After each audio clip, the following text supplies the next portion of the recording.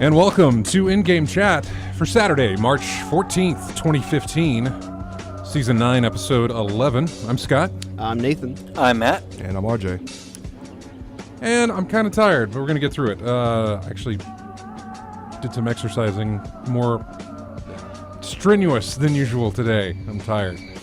If you'd like to, and it's also hot. Yeah. First time it's been this nasty out here. And, but anyway. and muggy. Yeah, exactly. Yeah. It's the South, folks. If you'd like to get in touch with us, our phone number is 334-272-9228. The phone number again, 334-272-9228. You can check out ingamechat.net for all the links to get in touch with us. You can find us on Twitter at InGameChat. You can find us over on Facebook that Nathan does a fantastic job of keeping alive. Somewhat. With the exception of just the post that we do whenever we put a show up. That's about it. But he keeps it going during the downtimes of that. So appreciate that. You can email us, everyone, at ingamechat.net. We're streaming the cam right now on Twitch. Head over to twitch.tv. Do a search for In-Game Chat. You can watch us and listen to us live while we broadcast. You can join us in the chat room or join everybody else who is in the chat room live while we broadcast. And follow along. Just, I don't know. They usually don't talk about what we're talking about, but it's still great conversation regardless. So head on over there and join them. As you can see, we have Nate back in the studio with us today. He's been gone for about 2 weeks. Of course, we are lacking Dennis and we are lacking James. And I believe at least one of those will be remedied next weekend, perhaps both. But I believe Dennis will be back with us next week. But Nate's been here. Nate's back. He has been gone for about 2 weeks. Sadly. And we're going to get to all the games that you played because I know you've got a lot to talk about. A little bit. So we'll get to that. We'll get to that list here in just a bit of what you've done. To go over what we've done, I'll talk a little bit more about. I really have only done one thing, and that's played City Skylines. This is going to be my WoW. This is going to be my MMO. This is going to be the thing that it's like, did you play anything new? Nah, just dabbled in City Skylines a little bit. That's pretty much how it's going to be with me. So it looks good though. Oh man, I love it. I love it. Did you pick? It's on your wish list, right, Matt? It is, Yeah. and I haven't picked it up yet. But every time I watch you, I'm just like, yeah, I've got to. Yeah, it's a lot of fun. It is. If you like your city builders, this thing is a whole lot of fun, and they're doing it right. And it's been fantastic for Colossal Order, the developers behind this. It's been fantastic for Paradox, the publishers of this. The amount of sales, the sales alone have topped anything they have ever done. That Paradox has ever done. And I want to say that was pre-order. That was just pre-order sales. Topped anything that they had ever done. And the sales themselves are even better. It looked like it was, for a while there was like 3 copies bought every second or every 10 seconds, I think. 3 copies bought every 10 seconds. And I can believe it. A couple thousand bought every minute or something like that. It was fantastic to see that this is what happens when you do it right. This is what you get. This is your reward. Yes. You don't get dogged in reviews. You don't get people on Twitter just bashing your game. You don't get people digging through your game and saying, you said you can't do this, but we did it. There are people digging through their game and saying... And they're doing wonderful things. Yeah, they're doing tons with it, but it's all good. It's all good things because it's mod supported. So you can dip in there and you can make your own stuff. I'm going to try and make a DeLorean, and I'm going to try and make... well, I already named... I don't know if you were there, but the last night of my streaming last week, or was it last night? It may have been Sunday. I can't remember when it was. I took a little cul-de-sac there, and I districted out and named it Lion Estates. And then I put the house in there, and I named it the McFly family and everything else. So, but it's fun. The little things you could do like that. I don't know what you could do. I can't remember what you could do in SimCity. But I know I couldn't district out a whole neighborhood and call it something. And that's one of the great things about the game, because once you district your areas, then you can set policies only for those districts. You can go in there and that district might be one that does forestry. So, or that industry might be one that only does forestry. So rather than doing the regular stuff and then polluting the land, you set it to forestry, and then they're going to use the natural resources that are available there to specifically work on that industry. Shipping or exporting and importing for that, just with the oil industry. In neighborhoods, I can district a neighborhood and say, look, turn off the high traffic. That way no heavy. I think it's heavy traffic is what it is. That way, no trucks go through there. If trucks got to make deliveries to the shops or to the imports or the industries or something like that, they can find alternate routes to get where they got to go and not clog up your traffic within the neighborhood that you've district.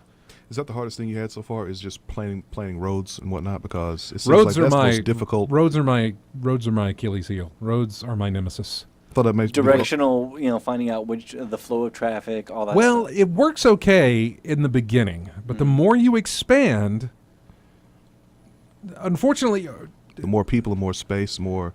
the more you're going to always your traffic is always going to increase the more you increase. And the point of this game is to increase. Yeah. It is not to maintain and do nothing. That is just, then you would just turn it on and leave it running and not do anything. One of the weirdest things that I saw online was a guy, his entire city skylines was just one house. That's all he had. And he just maintained that one house.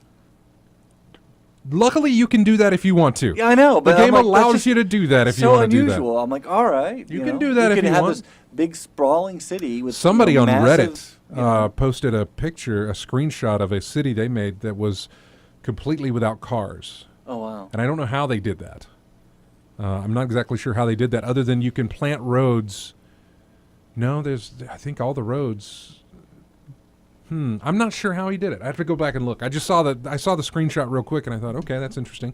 I know pedestrian pathways where people will just walk on them, but cars are eventually going to show up. Yeah. I would think they would have to somehow. So I don't exactly know how he got rid of it, but someone also made a Los Santos from San Andreas. Nice. Yeah, I'm looking to I'm looking to make a bunch of different. I want to make Duckburg. Oh, that would be cool. But I want to go into the mods and make the money bin. Yes. And make all the different stuff that you can make. So there's so many endless opportunities here. The Steam Workshop store just exploded the day this thing released, with tons of mods of different building types, and plenty of people made intersecting roads that you could use as ploppables, just already built places to roundabouts and things like that you could put down in the area. Different parks and things like that were built. And and then on the gameplay side, the gameplay mechanics side of things, they had ones where obviously the little chirper bird at the top would be completely gone. You wouldn't have to hear him anymore if you didn't want to do that. Yeah, They had ones that would automatically demolish burned down buildings or abandoned buildings, which otherwise you have to go and you have to click each one to do that. But they had a mod where it would just automatically take care of that for you. There's a ton. There's a first person camera mod. Yeah, I saw that. So you can go all the way down to Street View and look around your city. I don't know how well it works, but you could do it. It's there. How about tunnels? Can you make that? That is not in the game yet. That is going to be in a free update. Okay, yeah. We talked to her when we talked to Marina Halikainen on not last weekend, but the weekend before last. That was one of the things I said. What's something that you wanted to put in the game but you couldn't because of time? They said, well, tunnels. Okay, tunnels. But tunnels is going to come in a free update. Okay. So that you can make your road go underground or something like that. Yeah. So, yeah, like I said, I just thought the logistics of road making was the most difficult aspect of that game in general, or any game like City Skylines, any city building game was like, would it be like that? Yeah, I loved. I want to say Sim City may have gotten tunnels eventually. I'm not sure, but. After the show last night, I went home after the show last weekend, I went home and I streamed some more and I unlocked. Right now, my money is doing fantastic. My flow of income is great. My population kind of goes up and down. All depends on what's needed. Do I need residential? Do I need commercial? Or do I need industry? And hardly ever do I need residential. It just goes up and down between commercial and industry of what I need. But your city is very cranky, by the way. Is it? Every time you do something, they all have frowny faces. And then you delete it. When I was watching you make the roads, they were very... Well, every time you delete a road, you have to delete a road in order to... But then you were re-adding it, and then they'd still be mad. It was well, the little I was watching. If you cut them off from the main area, they get sad. If I move... I can't... I do have some issues. There are some problems with the game that I'm sure will get addressed. But right now, if you want to upgrade a road... You can't upgrade any road that has a service attached to it. fire station, police station, a city service attached to it, you cannot upgrade that road. I know in SimCity, it would just, everything would, scale to what it needs to do. But in order to upgrade roads now, you have to move those services that are attached to that road, get it off of there, delete them, move them over somewhere else, upgrade the road, and then put them back. Yeah, so you have that issue at the school, I think? Well, the school, all of them I did. Because there's this one area, the night I was doing it, where they were at their basic 2-lane roads. Unfortunately, I was getting traffic coming from the other end of my city coming into town, and they were all trying to go into that neighborhood, and the traffic was backing up. So I made an off-ramp from that interstate right into the neighborhood, which was great. But I said, well, now I need to upgrade these roads because it's going to start bringing traffic over here. So upgrading those roads, moving the services off of the road, upgrading it, putting them back on, making sure that power would get there because your power is linked through buildings. It does have power lines, but the power lines only get you to like one of those buildings. Once it's there, it spreads as the buildings grow. So there's a lot of planning you have to do whenever you want to make big changes, which is why I use the save feature. F1 will do it. I think that's I say quick save, but it's not necessarily a quick save. Just boom, you hit that and it saves the game. But you save that before you make any big decisions in case things go wrong, which they did when I tried to install a dam not too long ago. I've seen some videos of I didn't flood the dams. city. I've seen one do that. Yeah. It was funny. I didn't flood the city, and that was my concern, is this going to flood the city? What happened is that there's a fork in the river there, and so as soon as the water was cut off from going through that dam, it said, well, let me go over here, found the path of least resistance. And so then I wasn't generating any electricity, and it was pretty much a waste. So that's when I said, well, then I reloaded my map. I've done nothing with the dams yet. I haven't done anything because apparently I'm probably going to have to use 2 since I have that fork there, or find one that's way upriver and do it from there. But I have to buy that land in order to do that. Now, this game doesn't have natural disasters in it like SimCity does. It does not have natural disasters like SimCity, but you can create your own. Not that you want to, but it does happen. That's what I was about to say.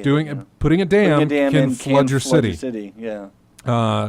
If you're not careful, and this happened to me, Like a fire breakout? No, not fire breakout. It's your water. Okay. It's your water system. You have to have intake from a source, and then you have to have sewage Go out. outflow. Yeah. Originally, I was just using the regular sewage outflow, which just dumps Everything. just dumps it out, and it leaves this nasty. And they went with purple, I guess, is probably the best. But Yes. this purplish nasty. We called it a horrible name that I can't say on the air. Yes. But creek without a paddle, and so it was nasty. So I eventually unlocked the water treatment facilities, which will limit the amount of pollution that gets dumped through your sewage.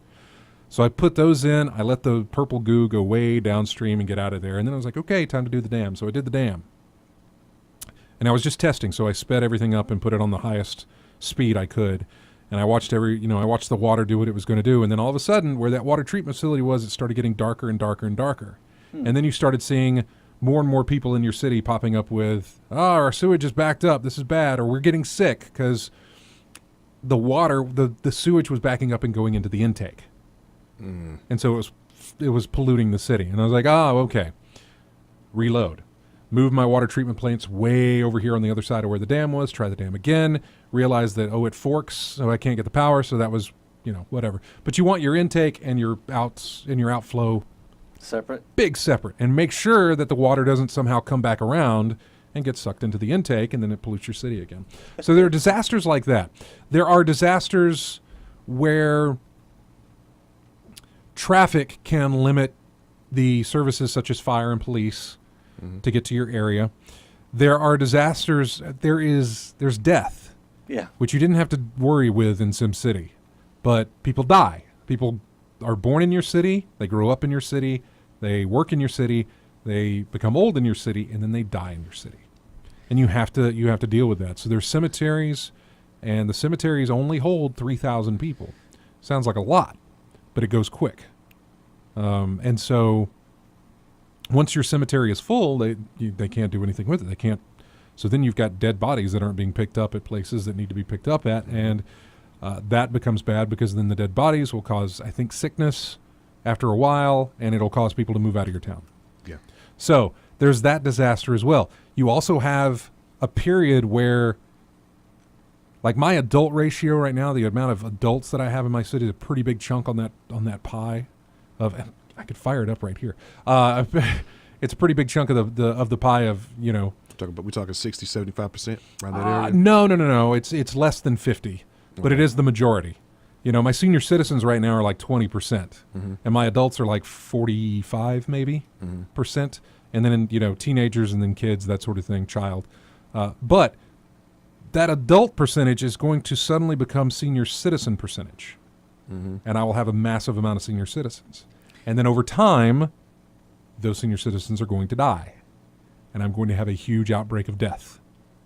And if you don't have your traffic, if you're not prepared for that outbreak with enough cemeteries and crematoriums and everything else to handle that's a disaster. You're looking at a disaster, a death outbreak, basically. Did you determine whether or not there's generational booms, like a generational rise in population, then generational fall? No, I didn't determine if there was a rise in population. There obviously there is a death boom that happens, but I didn't see anything that might cause a rise in, you know, births. Like, you know, yeah, because I was just curious if, you know, just like you have a rise in birth, and then like they stay healthy, they do their stuff, they work, and then they start dying at the same time, as opposed to just getting sick or having other kind of disasters, you know, like anything happen. If it's like a natural, you know. Yeah, I want to address something in the chat room real quick. Zufu says, I'm not a big fan of early access. Was it an early access game? It was not. This was not an early access game.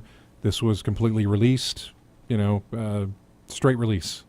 And it's only $30 on Steam, I believe. I don't even know if that Green Man Gaming deal is still going on for $21, but it was in their VIP section, and you have to have an account in order to get that discount.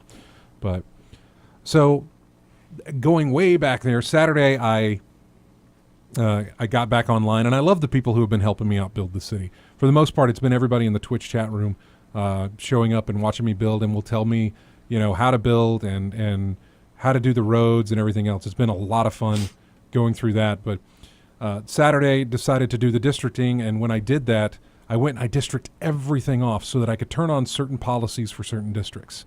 And that really helped my income because I was telling districts that you can become a high-rise district, which meant once they were allowed to become a high-rise district, more people would move in there. So it increased my population, which increased my money, which increased, you know, the amount of industrial and commercial that I needed. Didn't increase my residential, just all the other shops that I needed to keep the city going. The other thing was I did bus lines and I did a subway system so that I could ease up on traffic, but also get people to work on time or get people to where they needed to be rather than stuck in traffic. Because businesses will say, look, we have a lack of workers. Well, that's because they're stuck in traffic. But if you build a public transit system, they'll use it. And right now, my public transit system is paid for, but you can set it to be free. If I did it free, I would lose so much money.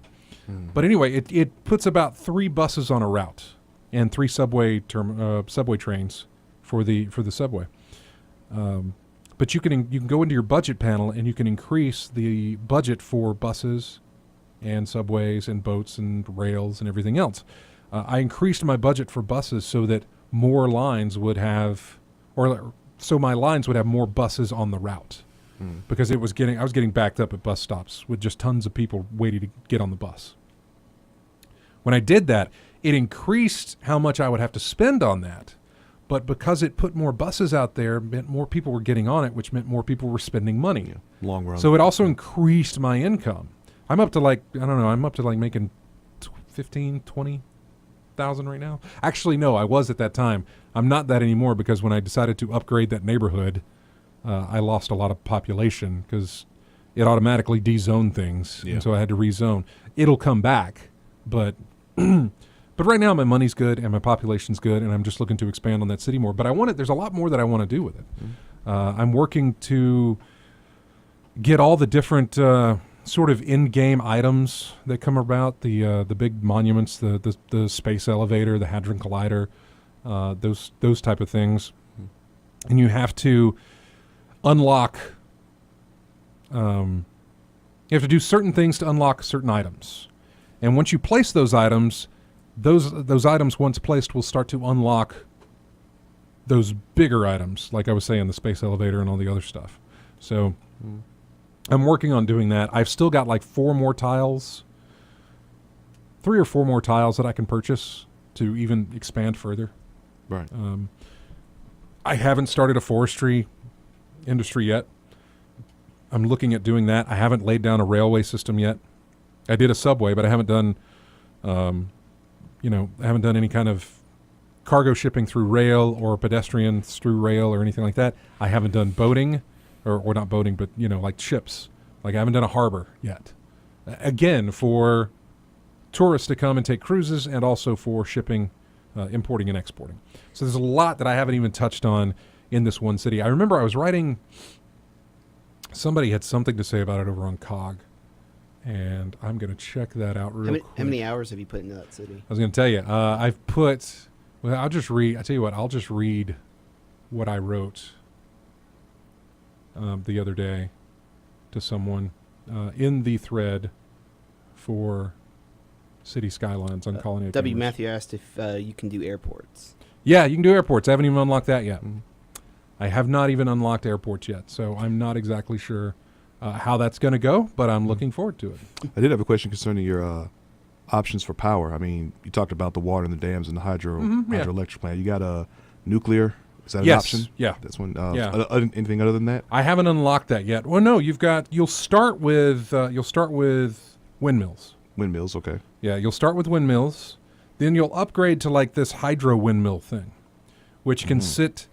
Your windmills sit on land, and they have noise pollution and whatever else. Not too big of a ring of noise pollution, but they cause noise pollution. But they only generate at most 8 megawatts of power. Okay. Your hydro windmill can sit outside in a lake, a river, whatever. It doesn't have to be attached to land.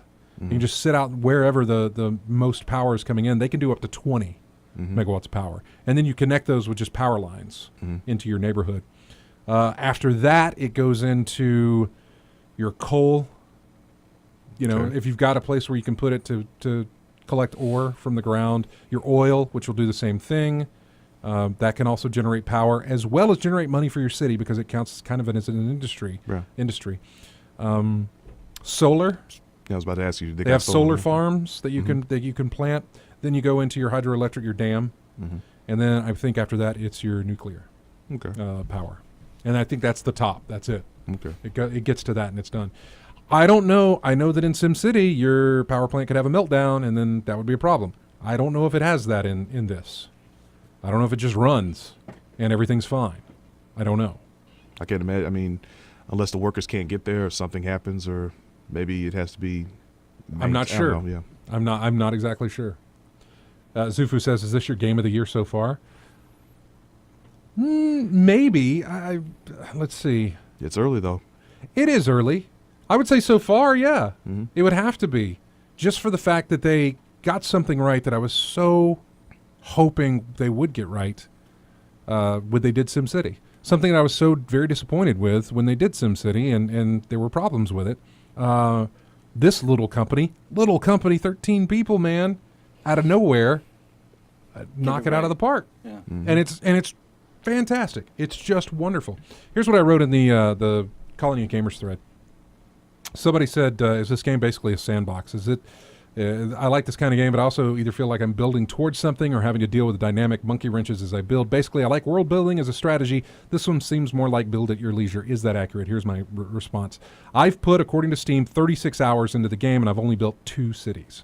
My first one was a flop, and I'm still working on my second one. I haven't even broken 50K population yet. I still haven't broken 50,000 people. The population cap is 1 million. So I'm not trying to reach 1 million, but I would like to cross 100,000. I would at least like to cross 100,000. Not even that. Let's scale that back. Give me 75,000. I haven't even got that. I'm at 30 right now, 30,000. But I haven't even broken 50K population yet. I haven't even expanded to all 9 tiles. I have a lot left to do, and I've learned a lot doing it, but it's only my second city, and it's been 36 hours. while I got it for free from the devs, I was going to pick up this game for the $22 from Green Man Gaming. I was doing it Monday, not this past Monday, but the Monday, a couple Mondays ago, Monday a week before the game released. I was ready to pull the trigger on this because the Green Man Gaming deal I knew was going to end very soon, and I wanted to make sure I got in on it. But then that afternoon, they shot me a code, and I was like, okay, well, I've got it. Let's go play it. That much money for that amount of time playing the game, $22, and I put 36 hours into it. It's only my second city. The terrain is randomly generated, correct? No. No? No. Okay. The terrain is... Your starting tile might be randomly generated, but the terrain is already built with the maps that come with it. I want to say there's 9. I think there's 9 maps that come with it, and I could be wrong on that number, but I believe there's 9 different maps, so 9 different challenges as to how you want to build your city, where you want to build it. Some have access to the outside world via road and all sorts of manners, road, rail, water, and then some only have it like, well, there's no rail in the city, so you won't be able to do any kind of importing and exporting or anything by train. Some don't have access to the outside world by water, so you won't be able to do a harbor. Okay. So some have, and it tells you this when you click on it, that the potential buildability of the land, some have like 76% of the land can be used to build on, 58%. If it's a watery area, like an island type area, there's going to be a smaller percentage of land to build on. That, of course, increases. That's just from your starting tile. That increases, of course, as you unlock more tiles to build on.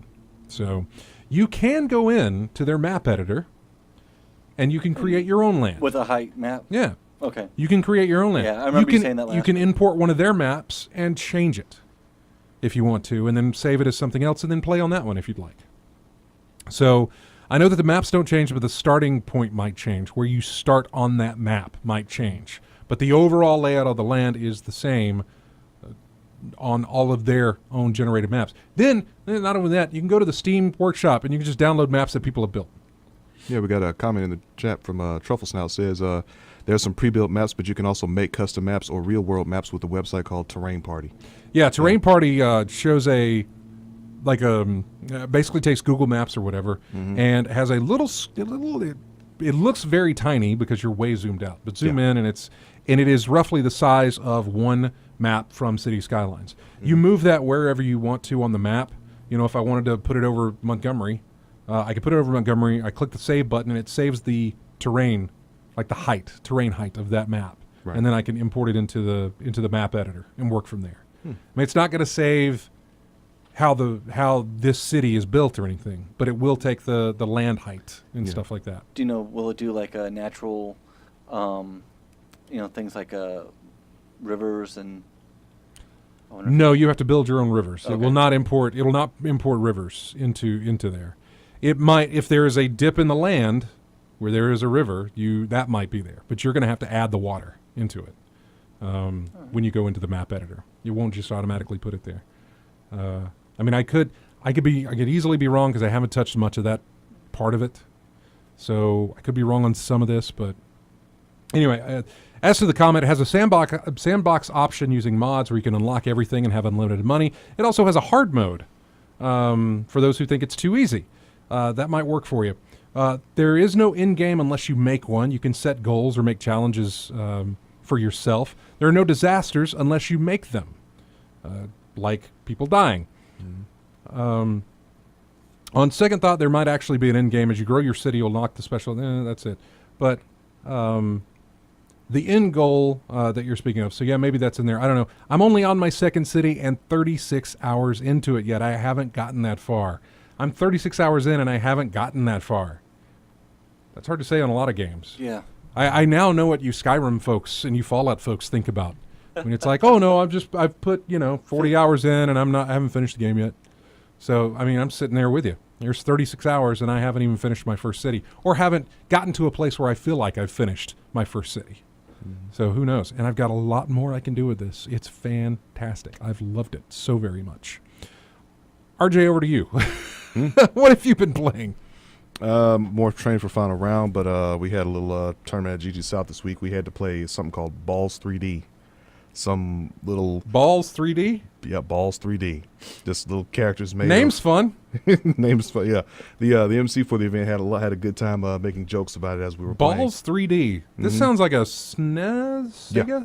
Sega or SNES? SNES. Yeah. Okay. Yeah. We had to play that. It was a disaster. We had no idea what we were doing. We were just hitting, slapping buttons and praying at this point. But it was a good time had by all, regardless. So was this like your Marble Madness disaster? Yeah, kind of. Well, I did better in this one than I did Marble Madness, because since it was a fighting game, yeah, I did a little better in this one than Marble Madness. Marble Madness was like the worst performance I ever did in any video game of all time. Just it was a disaster. Oh, give it time. They'll have some other game out there that you'll not know what to do with. Yeah, but look, there's been plenty of games I have no idea what I was doing, but I did better in that than I did Marble Madness. Yeah. I mean, you like breathe on the D-pad and your marble goes flying off the map. That's all she wrote. Outside of that, played a little bit of some other things, a little bit of Catherine. Do that in the PS3. Started giving that a little bit of playtime. Other than that, like I said, I've been training for final round. You done anything with your PS4 yet? Is it hooked up? No, it's not hooked up yet. Are you a PS Plus member? Yes, I am. You should hook up your PS4 then, or at least go and download. I mean, the first day, yeah, but I haven't hooked it up since that first day. You should at least go to the store and get the games for this month, since you can get essentially like 4 or 5. Well, it all depends on what you've got, but you've got a PS3, so that's good. Yep. You've got a PS4. Get yourself a Vita, you'll be good. Because I downloaded Oddworld New and Tasty, Yeah. Counter Spy, Ollie Ollie 2, Valiant Hearts was another one. And I think that's all for those. However, New and I don't know about New and Tasty. I know Counter Spy, Ollie Ollie 2 are both Vita compatible, so those are also on my Vita. And I can't remember what the other ones were, but it was a good batch The other this one month. Was a Papillon one? Papio and Sherlock Papa and Yo, Holmes. Papa and Yo yeah, and Sherlock Holmes. and Sherlock Holmes. That's Oh, right. That's right. Okay. So a lot of good ones there. But basically just training for that. That's coming up, right? Yeah, that's going to be. It's not next week. Is it the week after next? No, it's going to be the 20th. So it is next week. Next week, yeah. Oh, wow. Yeah, I was looking at the numbers that one of the event organizers put up. It's got about 300. He says there's about 343 people signed up for Ultra Street Fighter 4, but with day of people coming in for the register, I can't see that getting less than 400. I think we're going to be around the 400, 450 range when it's all said and done. They just said about 1,100 people signed up for it. You know, all the hotel rooms are gone, and they're ready to go. They're working on making the brackets and the pools as we speak. So yeah, they're getting everything ready to go. You won't know. When will you know when you're gonna have to compete? Certain time wise, I don't know, but I know the Friday's going to be for Virtua Fighter. That's going to be the side tournament held by Black Star Gaming. The Ultra Street Fighter 4, I think, is going to be on Saturday, as well as Guilty Gear XR. It's going to be on Saturday as well. Friday's games, I believe, is going to be Dead or Alive, probably Under Night In Birth as well. I'm not sure. I'd have to look at the register, but I think those two are going to be.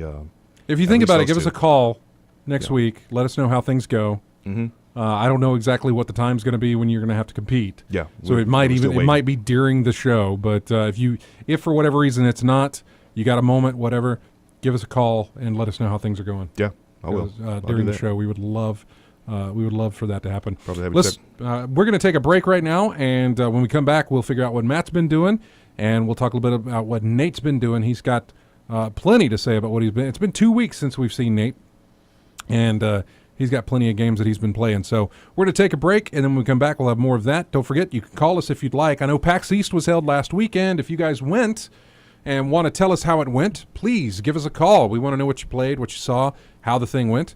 We'd like to know about it. 334-272-9228 is the number. 334-272-9228. Here's music from Portal 2. We'll be right back.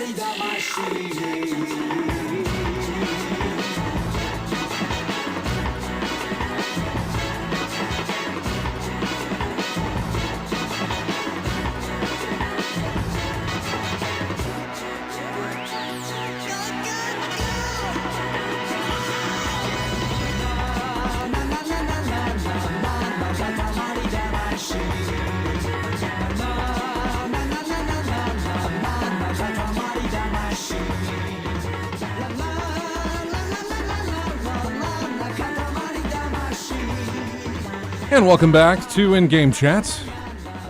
Remember, if you'd like to get in touch with us, you can give us a call. 334-272-9228 is the number. 334-272-9228. Nate is not answering phone calls this week. That'll be up to me. But so if you call in, let it ring. It might ring for a good while. You also might hear the show, or you might just be put on the show. One of those things might happen as we go through this, but just keep in mind, just let it ring, and we'll get to you as soon as we can. 334-272-9228. Over to Matt to find out what he's been up to lately. Lately I've been playing, doing a couple more levels of Sniper Elite 3. Yeah. Where are you? I... For me and Nate that remember where we were. I know you finished it. Yeah, Oh, you finished it? Okay.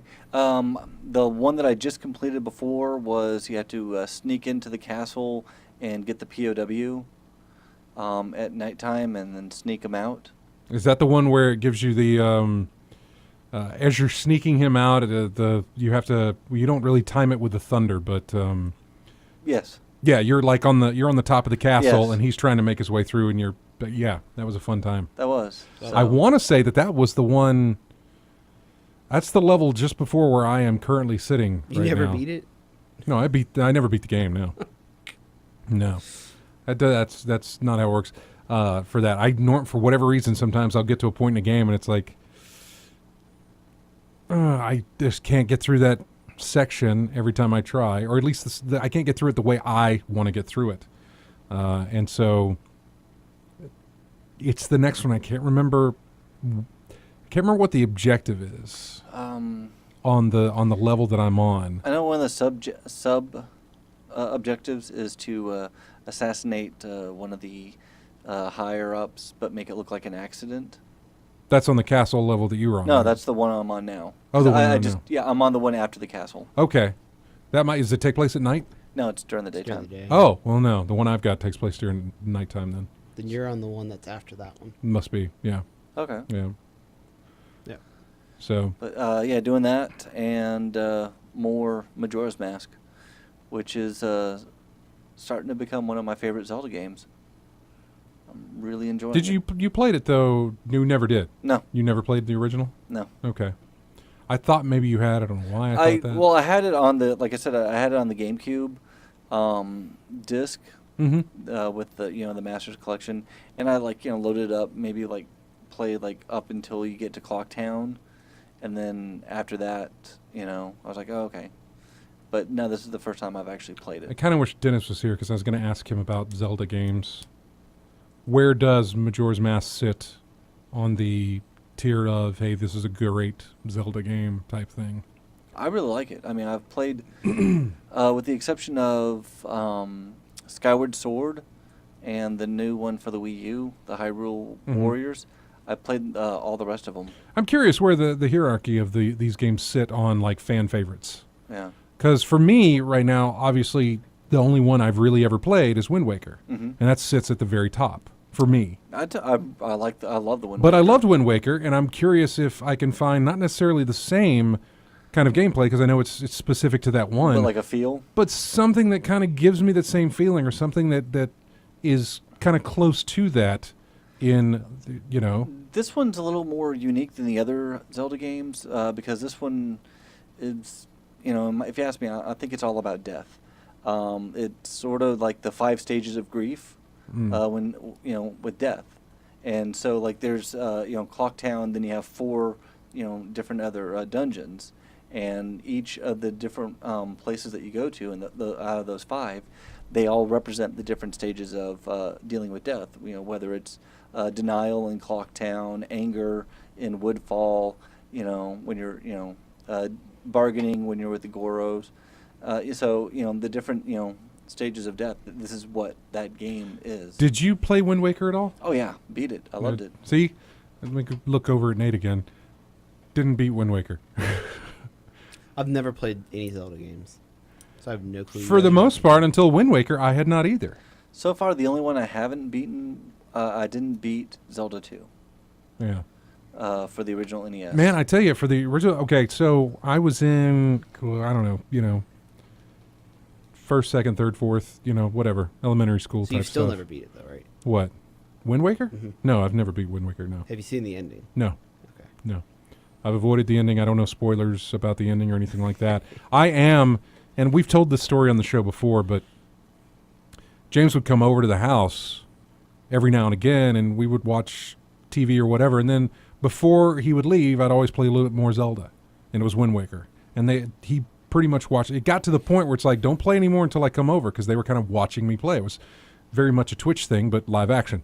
And so he would come over and watch me play, and I would get a little bit further in the game every time they would come over. And we got to the point where it's like, okay, here's the big boss battle. Let's stop there, and we'll pick it up next time you guys come over. Mm-hmm. We never did. Did they ever come back over? Well, maybe, but not with enough time to get everything. I don't really know exactly what happened, but it got to the point where we just never went further with it. And so if I were to fire up my GameCube, and I think you had to have a memory card for those. If I were to fire up my GameCube and my memory card, wherever it may be, and load it up Wind Waker, it would be right there at the final boss, ready to go. You could play it on the Wii. I know it'll take your memory card, won't it? Yes. Yeah, it will. Yeah, I could do that as well. Which I know you were talking about hooking your Wii up. Yeah, I've already done that. Okay, so. Well, no, I've already Yeah. put all the different things on it that you need to. I'm sure it'll still read the memory card. Yeah. I'm sure it'll be fine. I'm sure it'll still read the disc. But yeah, I can always go back. It's right there. I'm right there at the end. Part of me, though, at this point, I have no idea how the controls work. I've completely forgotten how the controls work on that game. And the storyline. I don't know. Yeah, the storyline is completely gone. I have no idea. I just really, really, I really enjoyed Wind Waker.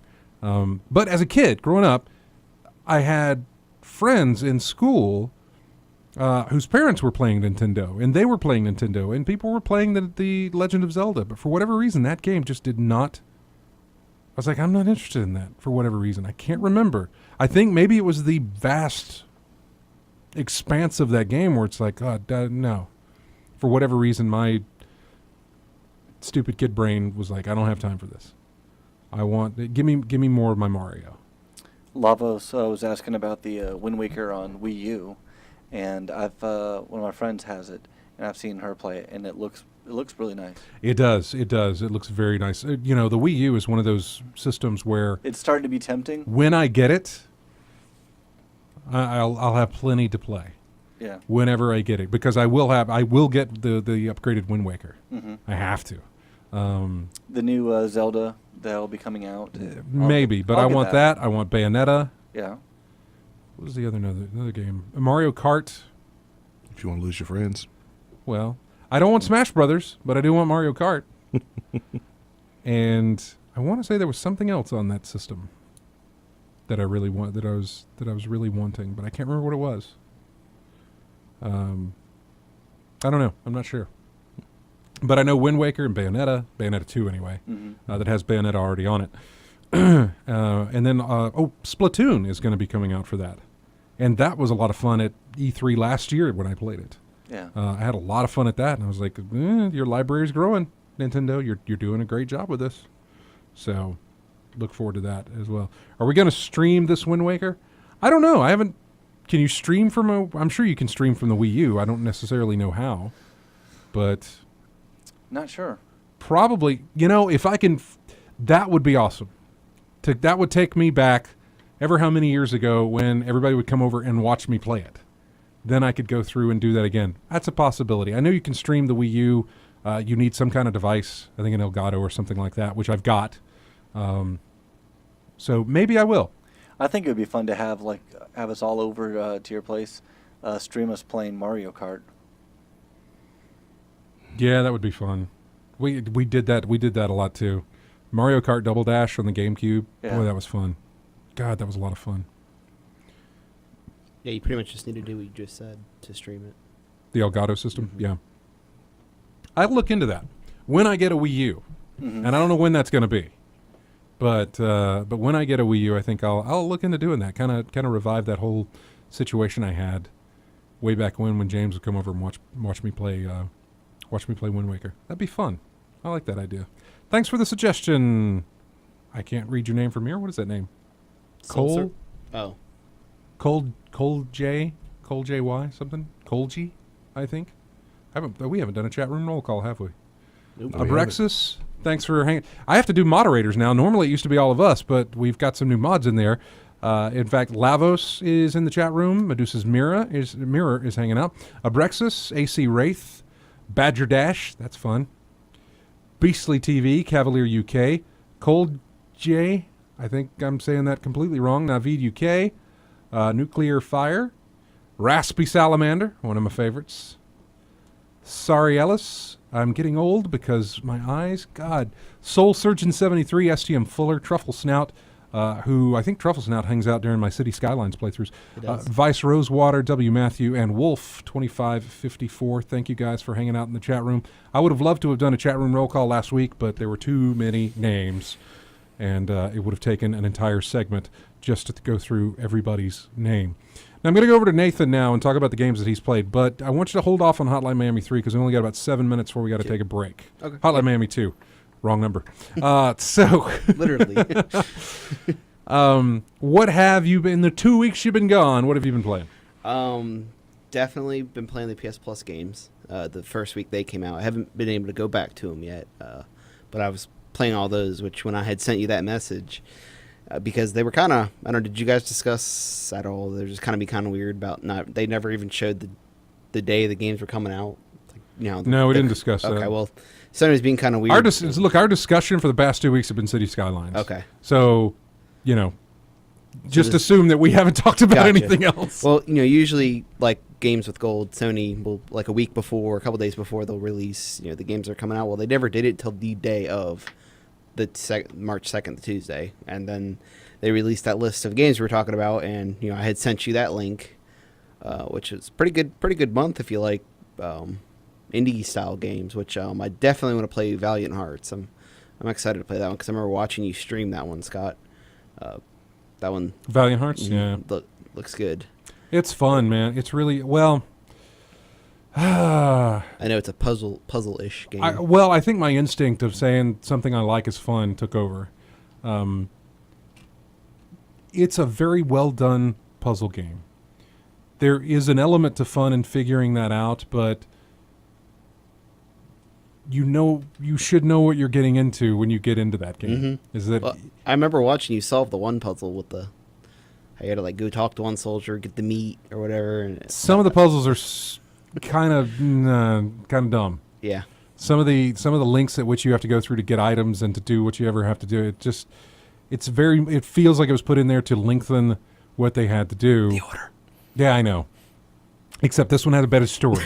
This one has a better story than The Order. There's a lot of things I could say that have a better story than The Order.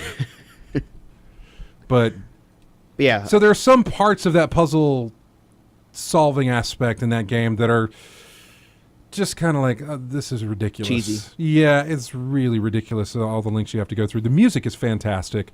There are certain sections of that game when you're in the car that are great. Just nothing. That is the epitome of fun right there in that car. When they've got the right music going and you're dodging the bombs and everything else, it's fun. It's lighthearted. It's fun. But there's a point where it gets serious. And so just, it may not affect you like it affected me, and that's fine. We're all men in our own ways.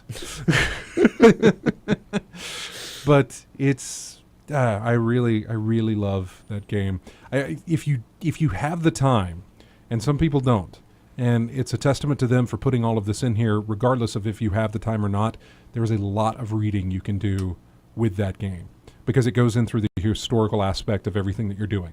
Of like actual historical. Actual historical aspect. And like I said, it's a lot of reading, but if you really are interested in the subject matter, take the time to look it over. It's really, really good. So what else? And then, so after those, and then I picked up a deal, I think it was for $12. I can't remember what store or whatever it was, but it was the whole Borderlands 2 collection.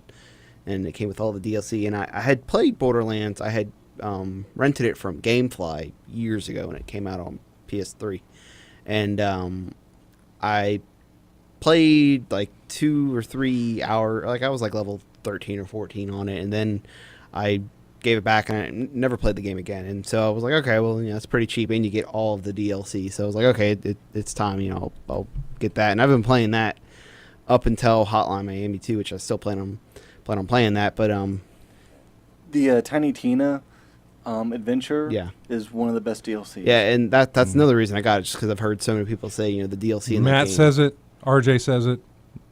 You Yeah. played the Tiny Tina. Yeah. Yeah. It is hilarious. It Okay, is yeah. wonderful.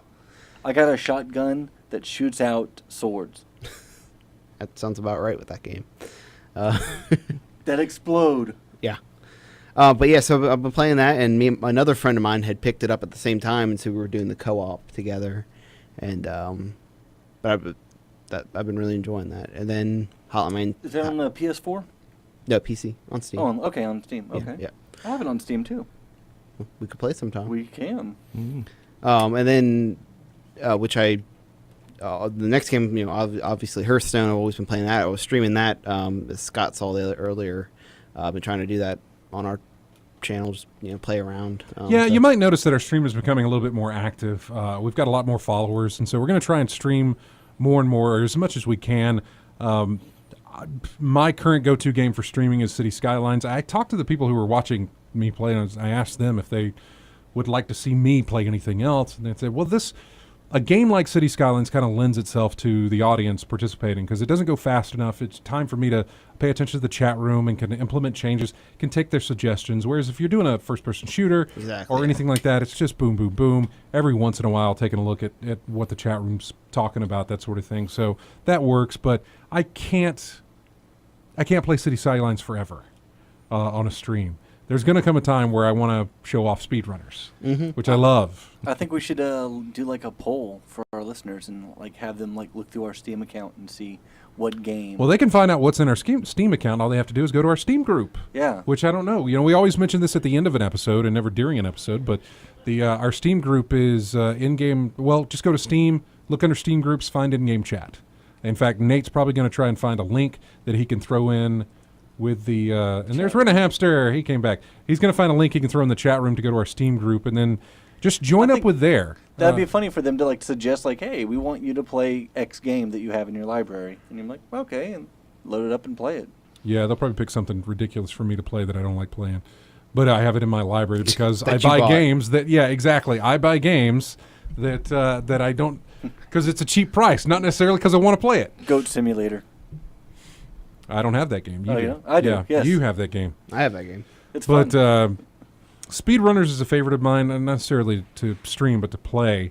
Before this, it was just pinball. I like to stream pinball too. So, but we're going to try and stream more titles for you, and more in different games, and have more of our guys here stream, so you can get an idea of the personalities of the people playing these games.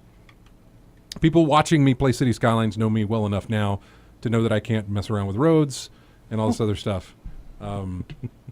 But they don't necessarily know how Matt plays. I don't think you got a chance to stream Grim Fandango like we were talking about, did you? Not yet. I still did just that first year, and then I still want to finish out that game, and then maybe do another one. Yeah, no, perfectly fine. I'm trying to figure out a game that has much more audience participation, so they can tell me where to go and what to do and that sort of thing. It's very fun, especially since I can't blame my shortcomings on myself. I can just say, oh, that was the wrong way. Shouldn't have told me to go that way. Maybe an adventure game. Whatever. Well, I was thinking of Sunless Sea, All right. because they can tell me where to go on the map, but there's a lot of reading involved in Sunless Sea, so that may not be a good thing. But there's tons to pick from, and we'll see. So no Lavos, no pinball for tomorrow, unfortunately, but there will be pinball next week. So make sure you tune in for that. I'll be doing some pinball next week. Anyway, we've got to take a break. When we come back, Nate is going to give his dissertation on Hotline Miami 3 or 2. Why do I keep wanting to call it 3? You're the third one already. Yeah. He's purposely saying the wrong number. I know. Hotline Miami 2, wrong number. You've got a lot to say about that. Hopefully, we've got an email to read about that, by the way, as well. So we'll get into that also. If you would like to be a part of the show, you want to give your opinion, your thoughts on anything. If you went to PAX East and saw some stuff and want to talk about it, we'd like to hear from you. Give us a call, 334-272-8800. 9228. 334-272-9228. We'll be back in just a moment with more of In-Game Chat.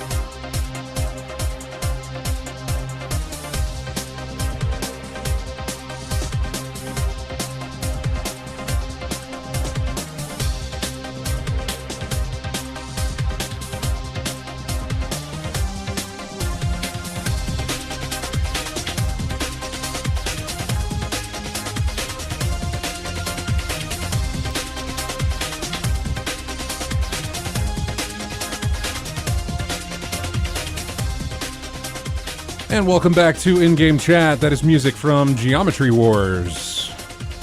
One of my favorite tracks. I don't know if I ever played that. Really? I think I have.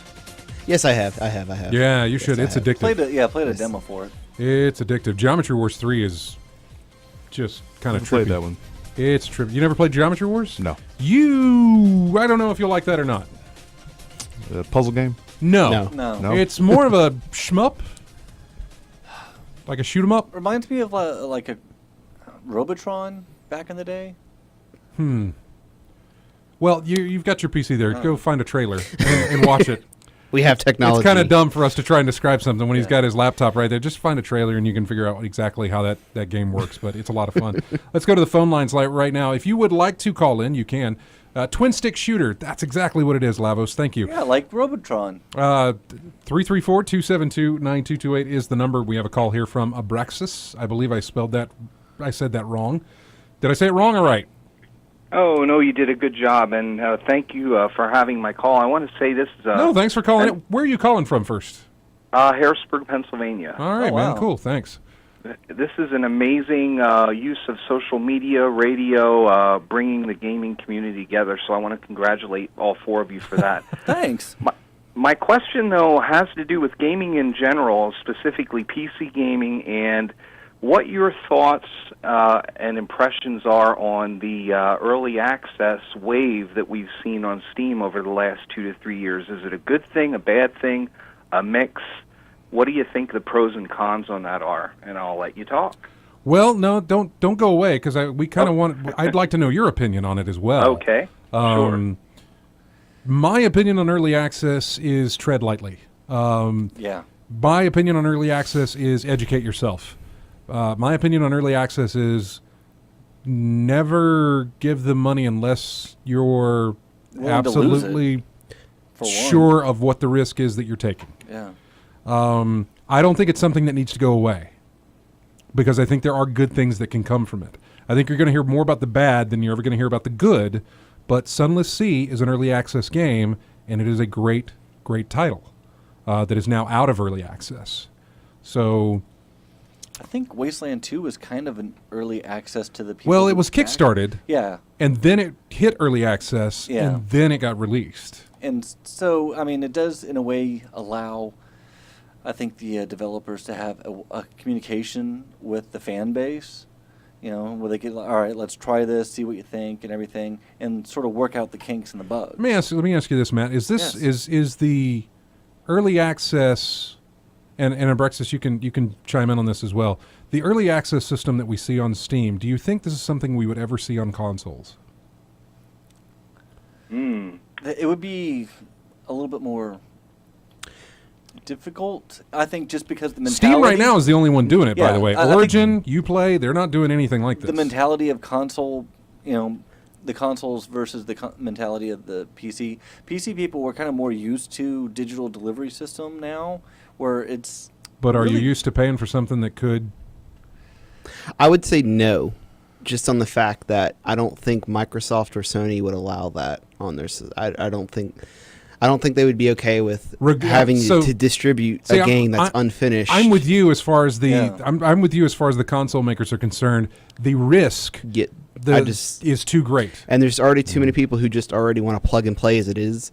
So they're not going to want to be dealing with a buggy game. That's just not how console. Yeah, we still get buggy games released, right? Yeah, Yes. but Imagine if it's worse. yeah. Well, not only that, but until consoles evolve to the point that we're not going to need physical media, Yeah. I think the early access, because the whole point of early access is buy in and play a game as it's being developed. I don't see that on console yet. Maybe 5 years down the road, who knows? Well, and the other purpose is so the company can get money to keep making that game as well. So And I agree with you in that I feel, as far as early access goes, it really is a double-edged sword. It has allowed us to have such wonderful games, such as Prison Architect, for example, or Kerbal Space Program, or RimWorld, which isn't on Steam but is more or less an early access game. All three are games I play, I love. I think they did a phenomenal job. But then, of course, you had some that I would categorize as take the money and run. You know, the problem that some developers I think run into is once they exhaust the fan base, the money stream from the initial fan base, that they reach. Yeah. They realize that I kind of hit a brick wall here, and if they don't plan ahead, there's no incentive to continue development. Yeah. Now, I will say one thing. I could somewhat see, I don't know, possibly that if they would, for console that is, do early access if it's a free game, like it's a free to play at first. And I don't even know if they go that far, man. I doubt it, but I'm just saying I could maybe, because if you think of a game like Warframe, I know it has things that people are buying within the game, but that game's drastically changed since it came out on PS4 to now. Mm-hmm. So, and that game had a lot of bugs on the PS4, a lot of bugs. Yeah. So, have you been, Abrexis? Have you been burned by early access at all? Goddess, I would say. Oh wow! I would consider, you're one of the Goddess guys, huh? I really was just, and I knew going in, I have to say, the whole, Peter Molyneux's reputation, I'm sure I butchered his name, but, No, I knew you did fantastic with it. I knew going in with his reputation, but I went ahead and thought I'll pre-purchase it anyway, and I would consider that the one that I was burned on. I'm generally very careful before I decide to invest in an early access game. That was one, though, that I think I let my excitement get the best of me. Yeah, and like you said, it's kind of a double-edged sword. You see something that's on early access, you want it, and you want it to succeed. Mm-hmm. But if you're playing your cards right and you want to be careful with it, you wouldn't give money to it. Well, that negates your want of it to be successful. If you're not supporting it, how can it be successful? Yeah. I mean, I know it can without your support, but it's I don't know, it's a hard justification to make, I suppose, to say that I'm not going to give you money, but I really want you to do well. Well, then give us your money so that we can, so we can help ourselves to do better, or whatever the case may be. It's kind of a tough thing. So, but we appreciate your call, man. Thanks so much. Oh, no, my pleasure, and keep up the great work and streaming. I love every minute of it. I'm sure all of your other viewers do as well. Have a great day. Will do. You too. Bye-bye. Thanks. I backed Star Citizen and still waiting. Well, you and God knows of how many people. Yeah. I think you're okay. Well, I don't know. I don't necessarily know that you're okay with Star Citizen. I don't know when they're going to get around to doing anything with that. Yeah.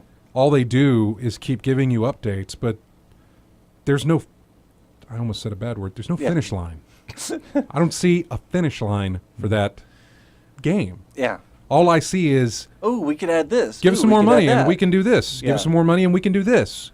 Yeah. At some point, man, turn off the valve. When I was in, taking art classes in college, they always say that, no, project is ever finished. It's just abandoned. And you kind of have to think that way in a way, for games too. That there's always something else you could do. There's always that extra little polish or thing you can put onto it. Eventually you just got to just abandon it and push it out the door. Yeah, there's a development company or a development studio that's going to put a game on early access. This sort of worries me, but I don't know. Compulsion Games, who we have had on the show before, they did a game called Contrast. Yeah. They have a new game that they're working on called We Happy Few, and I really love the direction that it looks like it's going in. I'm a fan of Compulsion Games. I was a fan of Contrast. I'm a huge fan of, I think her name is Wendy. She's their artistic person involved with that. And the concept art that she showed me for Contrast was beautiful. And she is working on We Happy Few. And then again, it looks fantastic, looks amazing, looks stunning. They're going to, from what I read, they were at PAX East and it was hands-on with the game. They don't really know what they're doing with the game yet. They don't really know how the game's going to play or that sort of thing. They want more player input than they ever had on Contrast. Contrast was built to coincide with the release of the PS4, especially when it became known that they were going to be, them and Resogun were going to be the first two games on PS Plus for the PS4. So they rushed to get that out. It didn't feel rushed when I played it on PC, but it was buggy on PS4. They didn't take a lot of input from the audience. They noticed after the game released, all the comments that they would get from the players were very, oh, why didn't we think of that type of realizations from these comments? So they're going to start a Kickstarter for the game. Then the game will go into early access. They're saying this up front because they want as many people possible as playing the game who want to play the game, so they can get the feedback on how they can shape it to make it better and not make the same mistakes that they did with Contrast. I'm a little iffy on that whole thing. I'm fine with them doing a Kickstarter. You can go ahead and do that. I'm just iffy with the early access thing. Yeah.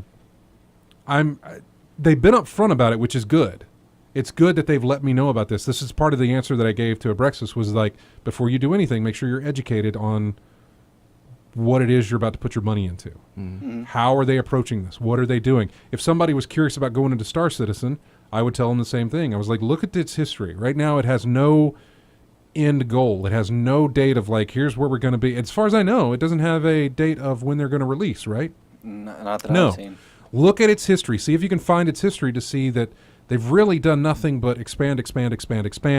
And hey, we can do this part of it. We can do this. We can do this. If only you give us money. And they've never gotten to an end of that. If you're okay with that, go right ahead.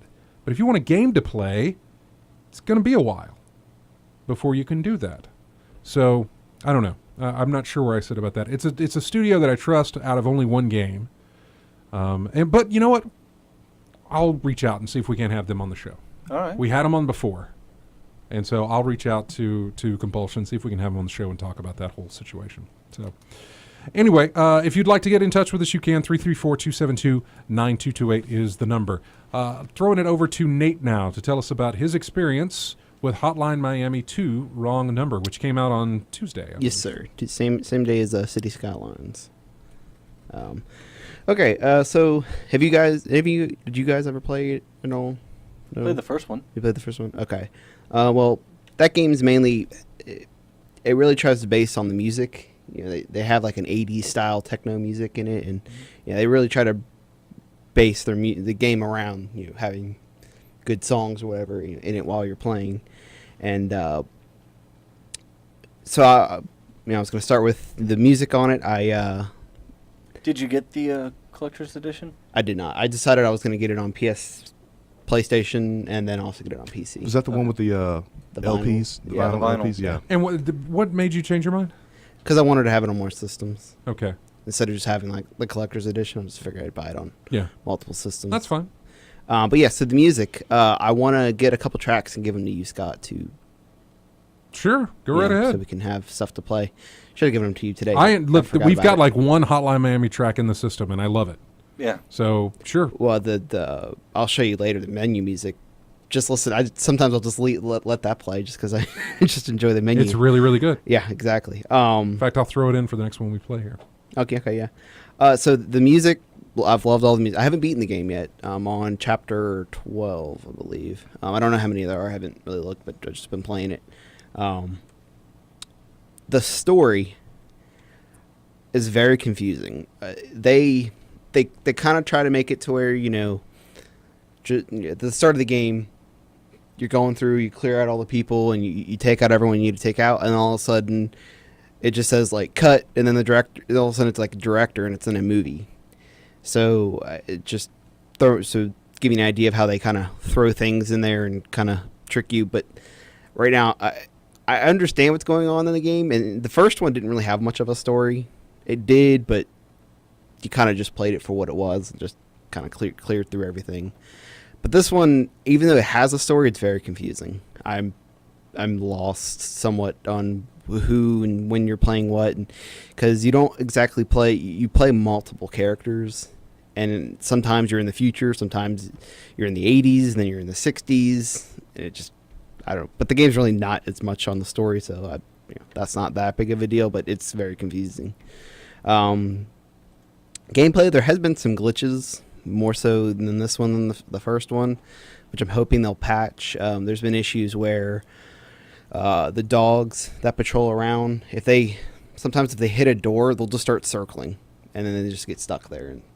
And so that's kind of one kind of weird glitch. Other people get stuck in walls, but that's pretty rare. I've only seen the dog thing once, but I've heard other people reporting of that issue. And then there's other things where people will set up their keys the way they want to play on the keyboard, and then when they come back into the game, they're all gone, and they have to redo it. But I just play default, so none of that really has affected me much, but just throwing out there the other glitches people have had. The masks, in the first one, same way with the second one, but the first one, they would make little things like a certain, I believe it was the tiger mask. They give you attribute bonuses. Yes, correct. So like if you throw a weapon, it'll automatically kill someone, no matter what. Other ones will be there's going to be more weapons, more guns, or more. Start with the knife. I like the doors. Yep. In the first one, the mask that like knocks them out. Yeah, correct. But so in the first one, it's more things that happen within the map, as of where this one, it's more direct based the way the masks work. So my favorite one is the snake mask, and you're two people. I believe they're brothers. Like I said, the story's kind of confusing. One of them has a pistol, one of them has a chainsaw, and you control both of them at the same time. This is where another area people are having glitches, is to where the person shooting kind of doesn't follow you exactly of where you're aiming, so it's kind of hard to do that. But it doesn't really matter, because I just use the guy to shoot to bring people towards me, and then I just use the chainsaw. But they're my favorite characters, even though they're kind of glitchy. But so then the other masks, like one guy, he has like a roll effect where he can just dodge things really easy. Another one, the guy has a gun and a knife, but you can never lose them. Like you can only find ammo for the gun, which is pretty neat. But so they were trying different things with there, which is pretty neat. So less more towards how, like I was saying, it's not attributes to the levels, it's just to that character is how they've changed that up. Have you played the second one at all, Matt, at all? Not yet. You haven't? Okay. I never played the first or the second one here. I never could get the controls down. Yeah, I remember you said my stream that you're like, I couldn't get past this. I played it on the Vita, and it's very intuitive on the Vita. I tried to play it on the PC, and I just, for whatever reason, I was like, this is weird controls, and I just never bothered trying to figure it out. When I was streaming, and that was the next part I was going to go into, I played it on the Vita, like you, Matt, and so this was the first time I was playing on the PC, and it took me about 20 to 25 deaths before I got used to the controls of how I could easily lock onto people and take people out. So it did take me a little bit, but I got used to it. Now I'm perfectly fine with it. Which do you like better? Well, okay, I'll keep going. So difficulty-wise, this game can be very difficult in that sense, that one bullet kills you, you're dead. Mm-hmm. This one pistol shot won't kill you. So if you're like kind of juking people and you get hit by a pistol, you'll get hurt, but that's it. It has to be two on the pistol, but it depends. Usually people don't have pistols. Usually they have the automatic weapons. But anyways, so that helps because now it's not always a one-shot kill, even though usually it is. some of the first things I noticed in the first one, the maps are really confined, and you kind of have to be, on your game of dodging people, taking people out. This one, they went with more of an approach of they're bigger maps and there's more people. But with this type of game, because the way the movement works, you'd have to kind of play it to see what I'm talking about. Because there's bigger maps, you have more flexibility of moving around and getting like a line of sight with people. So you can just shoot and get like 3 or 4 people to come down to an area that you need to come to. You can take them out a lot easier. So even though it's harder that there's more people, it's easier because there's bigger maps. And I would say in that aspect, I prefer a smaller map because, you have less room to work with. And with that type of game, you like to, in certain situations, just back up into a corner and just let them come to you. Which I saw you doing some of that during that stream. Yeah, it makes things easier, but sometimes it's a little bit too easy. But yeah, in the first one, you start off, there'd only be like 6 or 7 people per level. And this one, in the very first map, I think there's 20 people you have to take out. So that's kind of a pretty big difference. That's a big jump. But it's a bigger map. It's somewhat easier. Okay. And just letting you guys know, I kind of did like a little write-up, so I'm just kind of reading off. I know, of you're just hitting some of your notes, yeah. Yeah, so... it's fine. It's one of those things when you've got a lot to say, you need to kind of make notes because you might forget some stuff. And I would have probably forgot over half of this and already been done. Mm-hmm. So, I would say if you are considering getting this game, my opinion, wait a little bit, let them patch out the bugs, so you can have a more enjoyable experience. Some of the glitches can be kind of make the game more easy. So it kind of is easy mode. Like if because the dogs are probably one of the more annoying things, but if they just get stuck in a door, it's like, okay, well, that's kind of cheesy. So I would just might wait a little bit. But if you do like this type of game, I would definitely get it.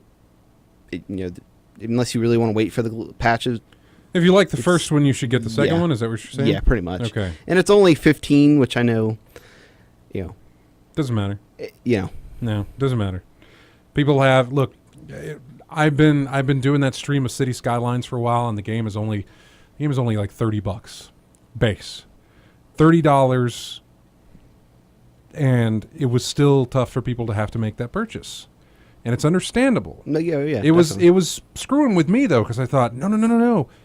Look at what SimCity was like $60, man, and it was broke. This is $30 and it's everything you want it. It's right all there. And so and I was even more so because of the deal at Green Man Gaming, which knocked it down to $22. Yeah. I'm like, it's $22 entry fee. Go right for it. But there's a guy sitting across from me who wants the game and still, doesn't have it for $30. Oh yeah. It's okay. People somebody was in our chat room when I was streaming about a week ago. I guess earlier this week. And we're talking about, it just had a lot of things happen where I just can't give up the $30.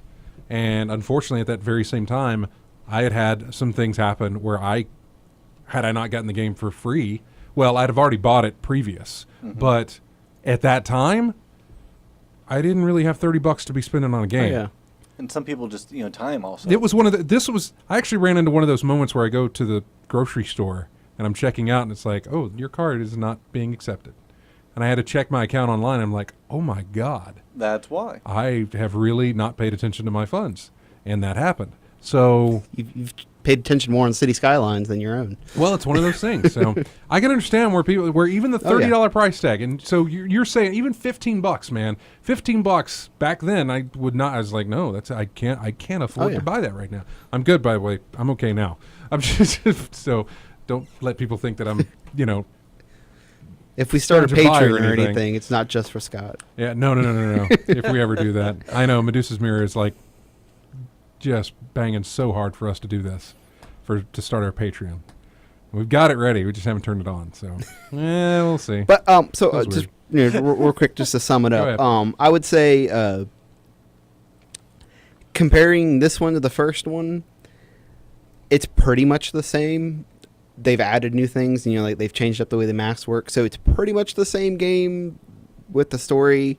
If anything, you could look at it as you spent $15 on 60 tracks of music plus a video game.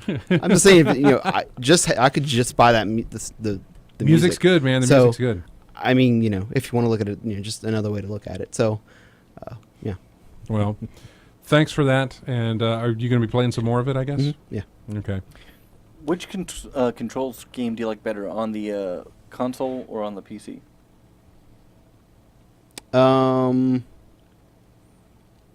Honestly, I couldn't really compare them.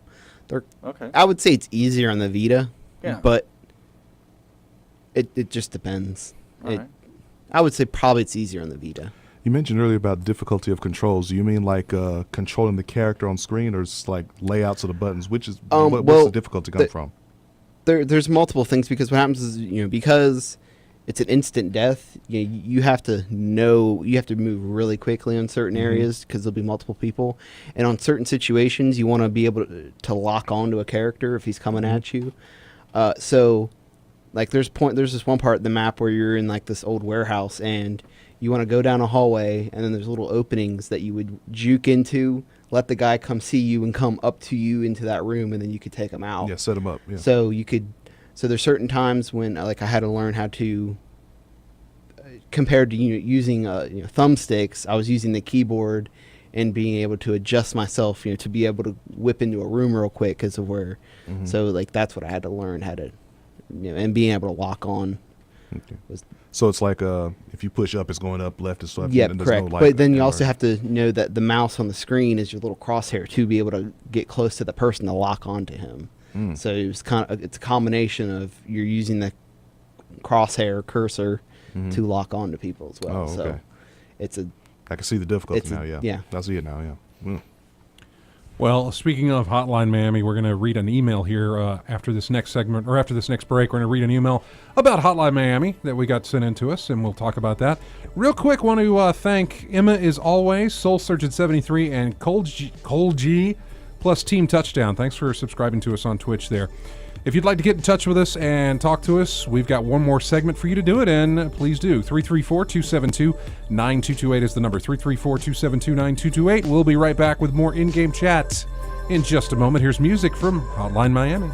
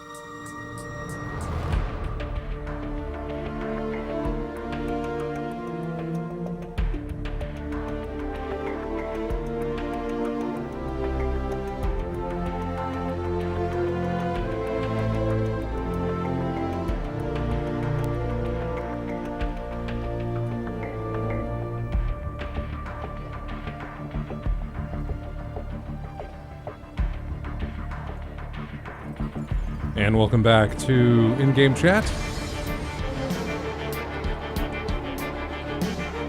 Music from Splinter Cell Conviction.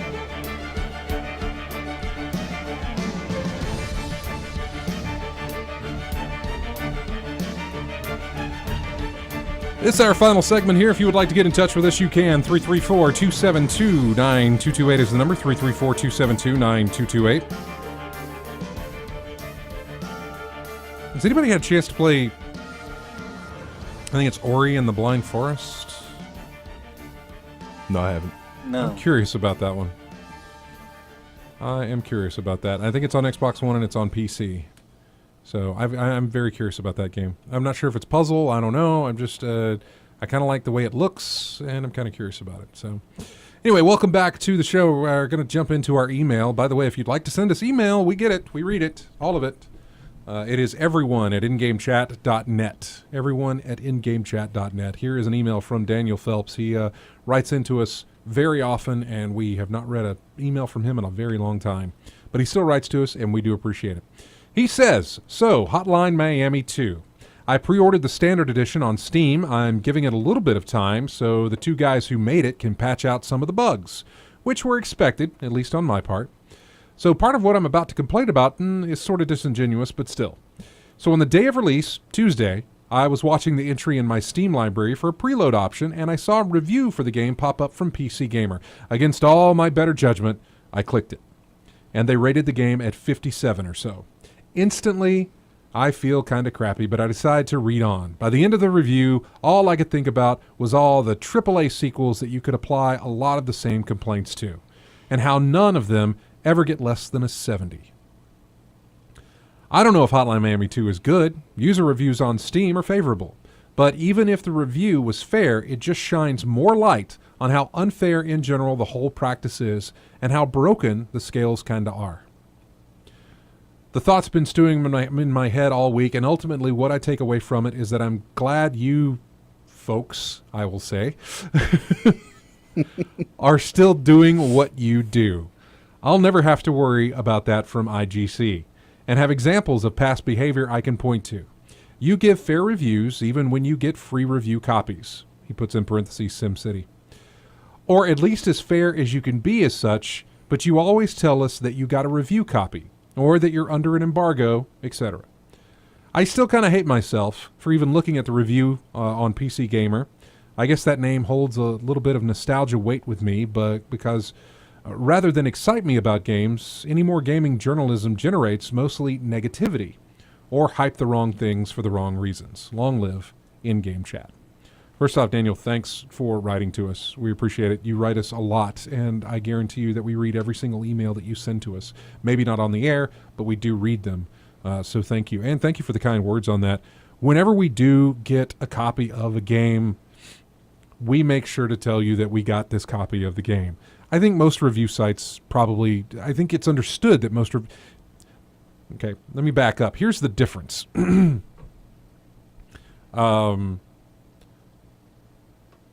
A review at a website will tell you if they had to buy the game rather than if they got it for free. Whereas it works the opposite for us.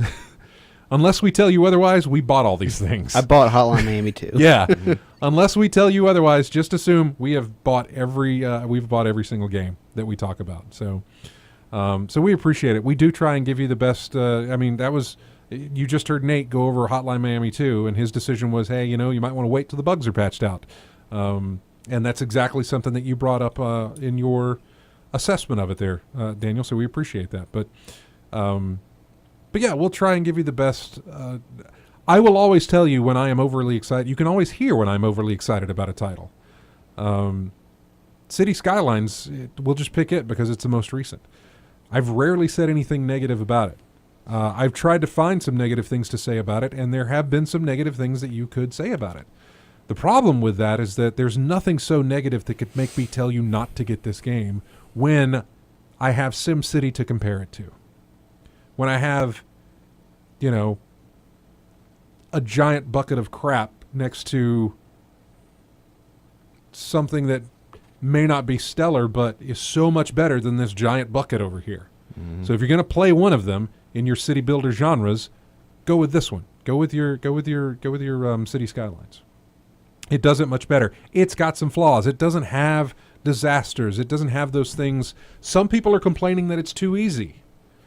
Maybe it is. There's a hard mode for you to try. Go for that. There's multiple mods on the Steam Workshop that make it even more difficult. Basically just by increasing the amount of money that you have to spend. Mm-hmm. So it's got its flaws, but it's got, and we'll always try and point those out. We'll always try and point out that this thing doesn't actually live up to a great rating or score, but it's good enough that we think you should go out on a limb for it. Ultimately, though, it comes down to you guys deciding what you want to do with your money. It is your money to spend. I'm not a Hotline Miami fan, so other than the music, like Nate was talking about, I don't necessarily know that I have interest in that. And we also try not to do the scoring grade. No, we've never done the scoring. We've never done that. We've always our grade is in the description of how we how we talk about the game. And a rating, so to say, is subjective. Yeah. I mean, any write-up I ever did for the for Colony of Gamers, our page on Colony of Gamers, I just told you what was in there and how I felt about it at the end. That's pretty much we've all I never can do. done grades, we've never done scores, we've never done A's and B's and anything like that, 90% or giving it a I will say about the only thing we do come down to is if hey, you know what, you might just want to rent this. Yeah. The order, just rent it. If you like this, have at it. You if know? you don't, if Hell, it's I would say the first order, time, just rent go it. find a YouTube video. Save your Watch money on someone else play. Yeah, save your money on the rental. Go find a YouTube video of the playthroughs through the game. Yeah. It'll probably take you less amount of time to get in the car and go get the rental and then bring it back and then take it back. Well, by the time you do that, that's like six chapters right there. Yeah, I know. You've gone through it. So, and then sometimes we do this where we just, don't care about the game. The order is one of those. So, what do you guys plan on doing? We've only got about 20 more minutes here. What do you guys plan? You are getting ready to go to your thing, so you're going to be putting in more training, right? Putting in more training, getting the truck ready to roll, and When are you guys leaving? we're leaving Thursday. We're leaving Thursday. Get to the hotel, sign, get everything checked in, get all the set up, and all that. Start practicing and have a good time with those day zero shenanigans that goes on at the hotel at a final round. Are you taking one of your systems or somebody? System and a monitor. Get that thing hooked up. What do you use to play on? Do you use a regular controller? Or do you have your own little? I have a Xbox 360 stick from Mad Catz. Which one is it? Because I know there. some people are wanting to know which. Do you know which one? I have the Street Fighter Cross Tekken VS version. That's the Okay. one with the wide base that I can sit on my lap comfortably. And you said you've got some tweaks to it or something? Yeah, I got silencers, bat top, because that's what I've been used to. A lot of folks use the little hang ball on. top. What's a bat top? Bat top is the oval-like shaped control top, Okay. like the one on arcades. Right. that I they used know. to have. Okay. Yeah. Mm-hmm. That's the type that I use. And That's what's what I'm a used to. silencer? Silencer is where I mean, I know what a silencer is, but what is this? so your buttons don't make any noise when you hit them. Nice. It's because a lot of times people will list for button taps. Do you have that with you right now? Is it in No, the, not with I know me. you usually carry these things around. Not with me. I should Okay. have brought it. But yeah, it's makes it so you don't make any noise when you hit the buttons when you tap. Because like I said, a lot of folks will use hearing the auditory cue when someone's tapping a button, say my opponent's doing something, but Oh my there's God! no, It gets down to that level, does it? there's no sound coming from my buttons. when I hit 'em. Wow. I mean, I have to hit them really, really hard to make a sound loud enough for you to know that I'm hitting a button. Wow. So you're going to be training for that this week, and you guys are leaving on Thursday. Yeah. Hopefully, you'll call us and give us an update on Saturday. Yeah. And I'll whatever. make every When will effort you to know? get the call in. When will they have the everything up? They try to get them in there a few days before, so I'm hoping really, really early next week Okay. that they'll have the. I'll stay in schedules touch with you and everything try and figure out, what your schedule's going to be, so that way we can figure out if you're going to be able to call in or not, Mhm. and figure that out. So, well, man, good luck with that. Definitely. Much I obliged. really hope it goes. I really hope it goes well for you. I'll have a good time regardless. How but many yeah. people are going with you? And with me, there's going to be 4 people going with me, but we've got about. But from the area, But from the area should be about 15, 20 folks from the area that I know of that are going. Some folks from out of town as well. I know from Auburn, Selma, places like that. Yeah, they're going to be coming with us as well. They're going STM to be there as well. I can't tell if STM Fuller is making a joke here. He says to use a square, circle, or other joystick base. We'll use a octagon gate in the base of the control stick. I remember that, but the base of the stick is rectangular. Maybe that's what he means. Yeah. I don't know. I'm not exactly sure. So, is there any chance you're going to Evo? I know you've talked about it. That's a big one you want to do. They're making plans. We're still trying to get airfare and everything situated. We put the questionnaire out who wants to go, and I'm the only one who's responded so far that I know of. But yeah, it's still up in the air. I really want you to go. It is definitely something I really want to go to at least once. Yeah, I really want you to go. Mm-hmm. Matt, any plans for you this coming week as far as what you're going to be playing? Some more Majora's Mask. I want to get some time and do another year in Grim Fandango, just because that's a lot of fun, and I want to do that. And like I said earlier before the show, I'm thinking about maybe doing a playthrough of Alien Colonial Marines, just to see how bad it is. You know. You've already played it, though. You know how bad it is, right? I played a little bit of it. I didn't get that far into it because it was bad. Yeah. Did you? I don't even know. Did we ever talk about you playing that other Alien game? Isolation? Yeah. I played a little bit of it. Yeah. I'm enjoying that one a lot more. All right. I haven't gotten to it, Meet the Alien yet. I'm still exploring around the, I think it's a space station. Mm-hmm. I haven't met the alien yet. So When is Bloodborne? Is that it's not this week? It's next week, right? Or not this coming week, but the week after this one, It's right? the 24th, I believe. 24th. Yeah, that would be next. That would be the next one. mm-hmm. Nate, what's on your list? Hotline Miami 2, I guess, maybe more of that. I'll probably have that game beat probably today or tomorrow, and then next week I'll probably just be playing Odd's Odyssey or no Abe's Odyssey. Okay, yeah, the new and tasty. Yeah. Oddworld New and Tasty. Yeah, which I've already played. I played about 34. Is that your first time playing that? Yes. Oh man. Well, yes, that one. Yeah, I played I remember playing the one on Xbox. Munch's Odyssey. Yes, I played that one, but I've never. No, played. but this is different. This is different. Yeah, you're this playing. one's way You're playing the original. Mhm, yeah. Well, See, I played that. I did not.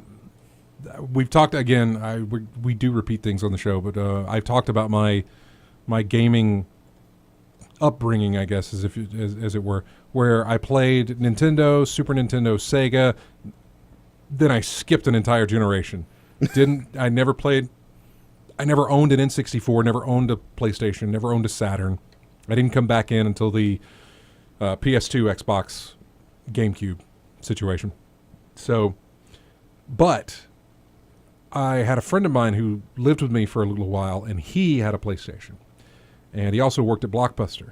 So we would bring home games after his shift, and we would just play through games. And that was one of them, Odyssey. Or Abe's Odyssey. yeah, Oddworld. Oddworld. Abe's Odyssey is one And that... then Exodus was the sequel. Yeah, Exodus was the sequel, but Odyssey was the one, man. It was like it had this sort of claymation style to it, but not really. Mm-hmm. It looked very 3D, but it was still just a side scroller, or and had some kind of I don't think it had verticality to it. Actually, I think it was side scroller. which now it really does look 3D. Now it looks. Oh God, it looks great. So, yeah, I'm curious as to what your thoughts on that are going to be whenever you. I mean, I've played it. I've Yeah. put about 35, 40 minutes into it. Yeah. So I mean, I can't wait to get back to it. I really loved. I loved they had this whole plan, man, and they had this whole plan of how Oddworld was going to work. Oh, other games? Oh yeah. Oh, yeah. like Destiny? Yeah, maybe. Yeah. I mean, I'm not like. I don't think they had a 10-year plan, but he had this plan. That's what I'm saying, like for sequels. And Yeah, stuff. he had Okay. this plan of sequels where you were going to be introduced to all these other characters, like Munch's Odyssey and Stranger's Wrath, Yeah. and all these different things. And I don't think it actually went the way he was hoping it would go, Yeah. but it still did pretty good. It still did okay. Yeah, I enjoy Stranger's Wrath. So, oh yeah, that was another great one. So, let's see. Anything else? No, I'm looking forward to being able the new patch for PS4.